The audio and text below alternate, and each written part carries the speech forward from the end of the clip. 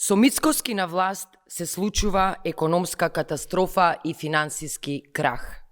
Буџетот е во криза, снемува пари, власта неконтролирано се задолжува и трупа нови долгови за своите криминални тендери. Последното барање на владата за ново задолжување од 260 милиони евра е уште еден доказ за дилетантскиот однос на Мицкоски. Побараа 300 милиони евра од банки, но банките одобрија само 260 милиони евра, со висока камата од 4,5%. Ова значи само едно, и банките се сомневаат во фискалниот капацитет на државата. Уште поважно прашање е зашто се парите од задолжувањата.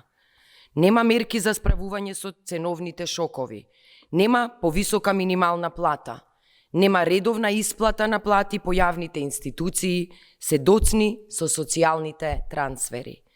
Единствена влада во регионов која ги остави граѓаните сами во сред криза, без реална и директна поддршка.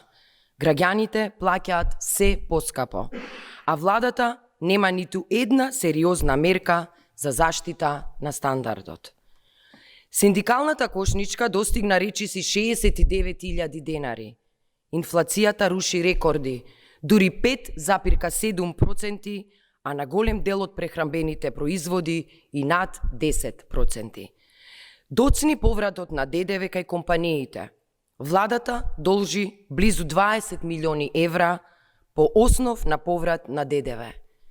Тоа директно ја гуши економијата и ја намалува ликвидноста на стопанството. Во индустријата која е столб на економијата, се губат работните места. Само за една година бројот на вработени е намален за 2,8%. Странските инвеститори ја заобиколуваат Македонија. За 60% е намалено нивото на странски инвестиции во државата поради недовербата во владата, нереализираните реформи и влошената деловна клима. Дефицитот се продлабочува.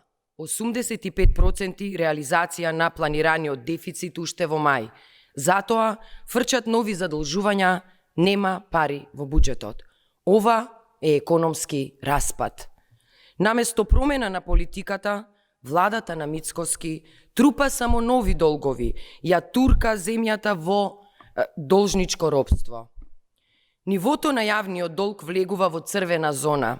11 милиарди евра е во моментот долгот. За 2 години оваа влада генерираше нов долг од 2,5 милиарди евра. Долг што ќе го враќаат идните генерации. Овие пари не се за граѓаните. Овие пари одат само за партиски тендери. И тоа е единственото нешто за што оваа власт е специализирана, да крати од секоја ставка за народот, за да има повеќе за нивните криминални тендери и луксузи.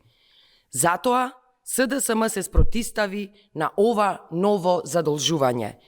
Нема да учествуваме во Комисијата за финансирање и буџетот, а најавивме кривична пријава и интерпелација за председателот на Собранието. Мицкоски и неговата криминална организација ВМРО катастрофално ја водат државата, а цената за тоа ја плаќаат граѓаните со празни џебови и празни фрижидери. Ви благодарам.